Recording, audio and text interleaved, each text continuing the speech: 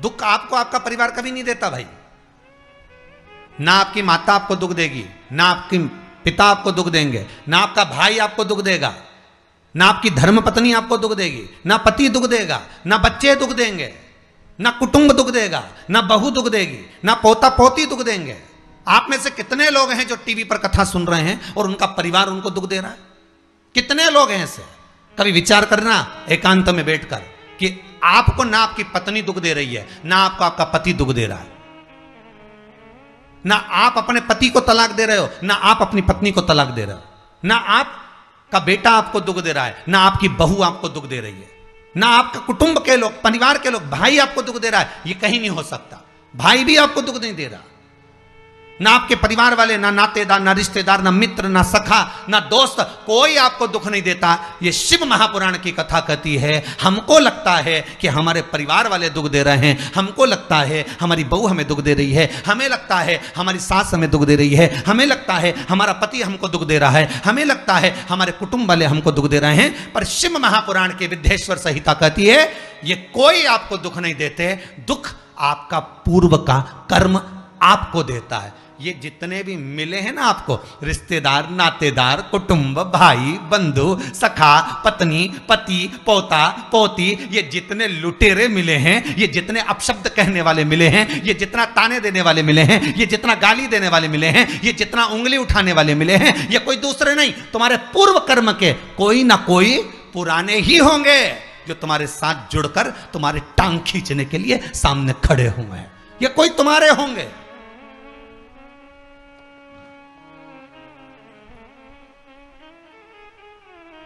तो ये सब दिमाग से निकाल दीजिए आप, आपके ये चित्तवृत्ति बुद्धि से ये बात सब निकाल दो। जितने लोग कथा सुन रहे हैं ना, अपनी बुद्धि से निकाल देना कि मेरी बहू मुझे गाली दे रही है। हाँ, तूने किसी गाय को रोटी नहीं दी और दी भी होगी, दूसरी बार गाय आ गई होगी तो डंडा मार के भगा दिया, वही बहू आई है, वाणी के डंडे कुदा रही है।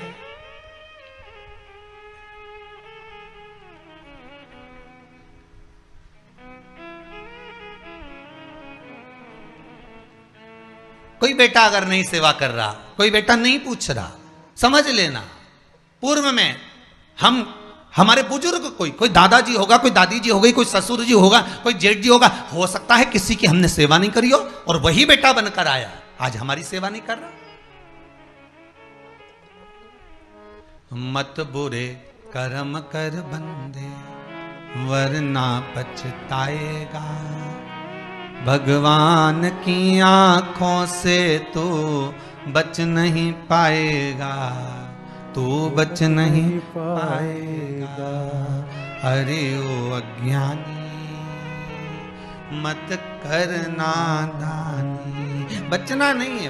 बहुत ये हमें लगता है गुरुजी मेरी बहू बहुत परेशान करे, गुरुजी मेरी सास बहुत परेशान करे, मेरा भाई मेरी प्रॉपर्टी खा गया, मेरा भाई ये लेकर चले गया, मेरे ससुराल वाले ऐसे, मेरे रिश्तेदार ऐसे, मेरे कुटुंबी ऐसे, मेरे कबीले वाले ऐसे, मेरे ये ऐसे। तो हमको लगता है कि ये अपने ऐसे।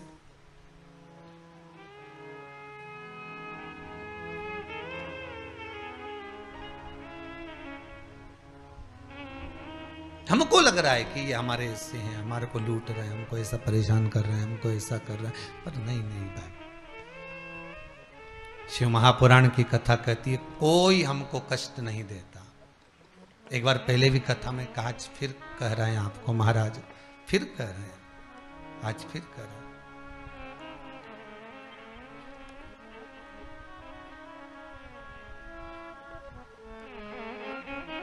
आपको फिर निवेदन कर रहे हैं, बीमार हुए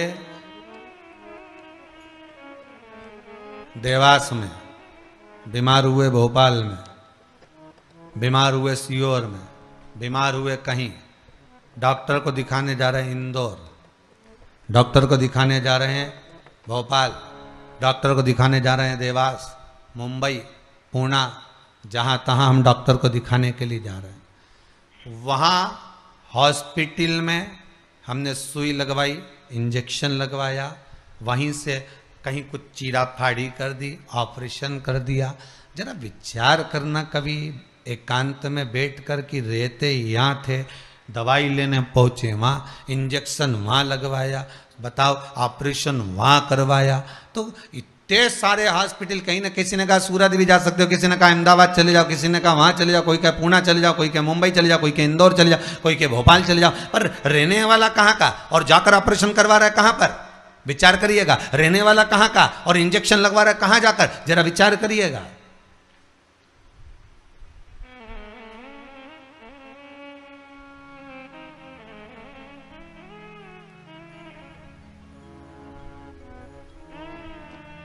और कितने डॉक्टर, ऑपरेशन करने वाला कोई विशेष, कितनी डॉक्टर सिस्टर, इंजेक्शन लगाने वाली कोई विशेष वहां बैठी है, उसको तुम नहीं पहचानते, वो आपको नहीं पहचानते। अभी अभी कोरोना का टीका लगवाया होगा, वैक्सीन लगवाई होगी, इंजेक्शन लगवाया होगा, कोरोना महामारी का लगवाया सबने।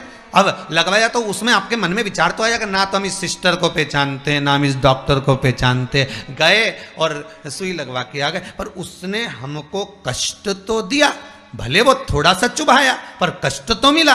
पर विचार करा कि ये क्यों मिली, कारण क्या था, इसी ने क्यों चुभाया? हो सकता है पूर्व में तुमने भी इसको कोई कष्ट दिया होगा, हिसाब बराबर करने के लिए यहां लाके छोड़ दिया।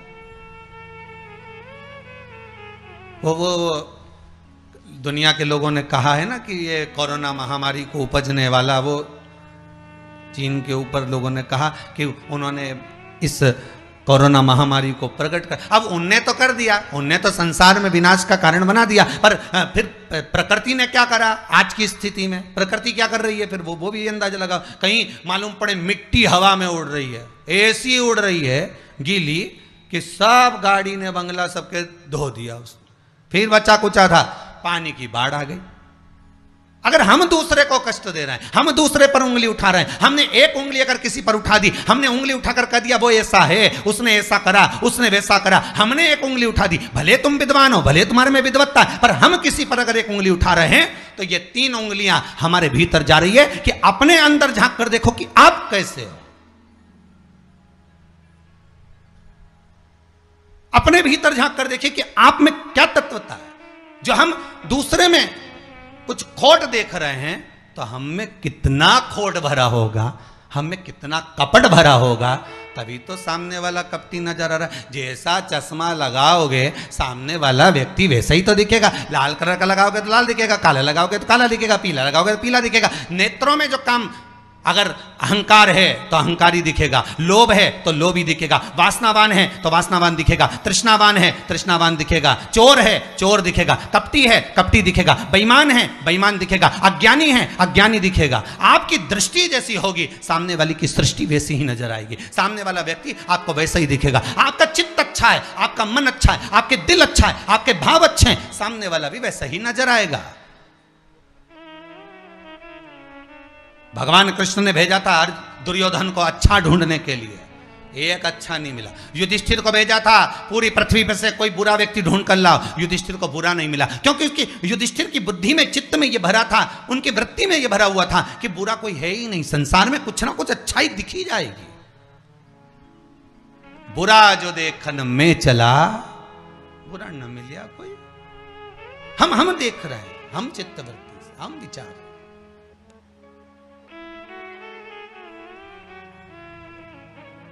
कौन ना बहू बुरी है, फिर निवेदन करूंगा, ना सास बुरी है, ना बेटा बुरा, ना बहू बुरी, ना ही ये पूरा संसार बुरा, सब अच्छे हैं।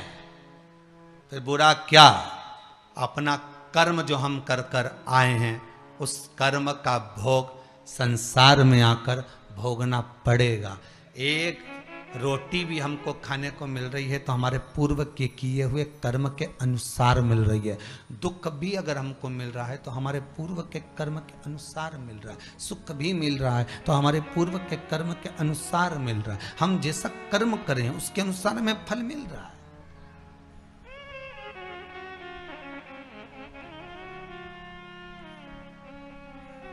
इसलिए बारंबार कहा था कि मान मेरा कहना नहीं तो पछताएगा, माटी का खिलौना माटी में मिल जाएगा, हेट बूट सूट सब यहीं रह जाएगा, और माटी का खिलौना माटी में मिल जाएगा। ये हेड रह गया, ये बूट रह गया, ये सूट रह गया, सब पड़ा की पड़ा रह गया, सब धरा की धरा रह गया। इसका मूल तत्व क्या है? इसकी महत्वता क्या है?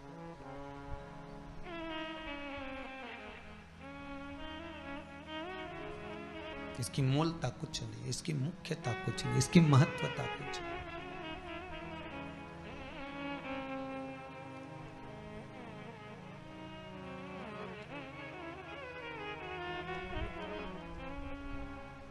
किले भोले का नाम, भगवान शिव का मंत्र, नाम स्मरण जप कीर्तन सुख दे।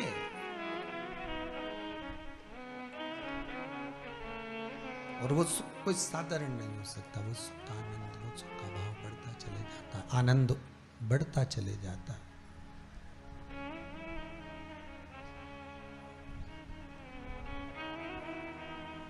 ले भोले का नाम काहे यूं भटके, मिलता है आराम काहे यूं भटके। इस शिव का नाम लेकर हम जब शंकर का नाम लेकर जब अग्रण्य हो जाएं, प्रेशर खोलिए महाराज, प्रेशर खोलिए। हम शिव का नाम लेकर जब अग्रण्य बढ़े, आगे बढ़े, शंकर का नाम लेकर जब अग्रण्यता के भाव की ओर बढ़े, तो जीवन का सुख क्यों ना मिलेगा सर? वो जीवन का आनंद क्यों ना मिलेगा महाराज? शिव पुराण कह रहे कोई बुरा नहीं संसार में। ये जितने नाते रिश्ते कुटुंब कबीले बनते चले जाते हैं, ये हमारे कर्म के अनुसार बनते चले जाते हैं, कर्म के अनुसार। ये कोई दूसरा बनाता नहीं है। जैसा पूर्व में कर कर आए हो, वैसा आपके सामने आपका व्यवहार सामने वाले का प्राप्त होगा, वैसा व्यवहार प्राप्त होगा।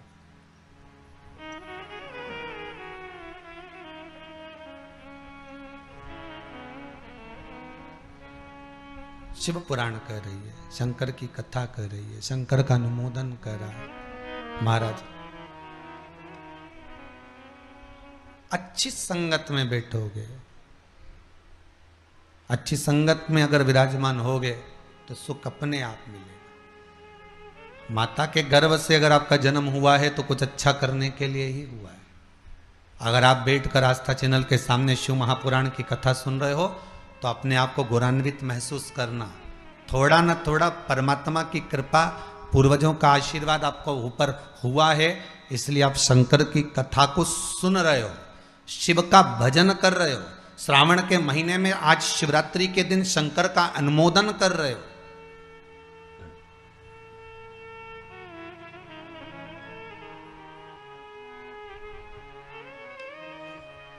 घर में 4 बहुएं होती हैं, 5 बहू होती है, 6 बहू होती है। सास 6 बहू को बोलती है कि जाओ पानी लेकर आओ, अरे बोलो जम के जरा, नहीं बोलती ना। सास किसी एक का नाम लेगी, ए बेटा, ए लाली, एक बहू का नाम लेगी और उसको पुकारेगी और पुकार कर कहेगी जरा मेरे लिए 1 गिलास पानी ला दे बेटा। बहू जाएगी, पानी ला कर देगी। अब सास ने वो 3 को क्यों नहीं बुलाया रे? अरे बोलो तो जम क्या, वो 3 से क्या सास की दुश्मनी थी? नहीं, वो भी रोज मिलती, वो भी रोज प्रणाम करती है, वो भी रोज नमन करती है, वो भी रोज ना रोज सास के पास जाकर बैठती हैं, वो भी सास उनको भी साड़ी देती है और सास उसको भी साड़ी देती है, सास उसको भी रकम देती है, उनको भी। पर एक को बुलाया आवाज लगाकर, ए बेटा, ए लाली, ए बहू, जरा इधर आ, और जिसका नाम लेकर बुलाया वो दौड़ कर आई और लाकर पानी दे दिया। पर सास इसी को क्यों बुलाती है? 4 बहू में से इसी बस बहू को आवाज क्यों लगाती है? बस उतना तुम अंदाजा लगा कर रखो कि सास इसी को ज्यादा क्यों बुलाती है, इसी से बात क्यों ज्यादा करती है। ना तो उसने कुछ दिया, ना इसने कुछ दिया, ना कोई बात। पर कुछ बहू में, 4 बहुओं में, 4 बेटे में कोई एक ऐसा होता है जिससे सास की अच्छी पटती है। उसी तरह भोलेनाथ भी परिवार में उसको देख लेता है जिससे शिव की अच्छी पटती है, उसी को बिठाता है कथा में। श्री शिवाय नमस्तुभ्यम। दोस्तों, आज हम लोगों को पंडित प्रदीप जी